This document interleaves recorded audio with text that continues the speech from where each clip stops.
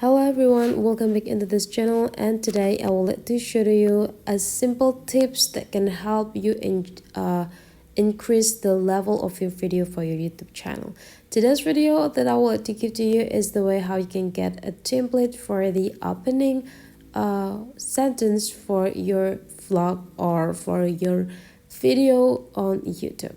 So you just need to open the project or the video that you want to upload into your YouTube, and now take a look on this button feature, tap into the text and take a look on this button feature again. So you just need to slide into the left side until you got this text template. Now you just need to tap it. Now jump into the title, so you that got the title template that you can access for free that already provided by the CapCut itself. And now you just need to pick one of the templates that you want to get. Just make sure that you got the template that match with the video's theme, or yeah. Now you just need to go click this checklist button.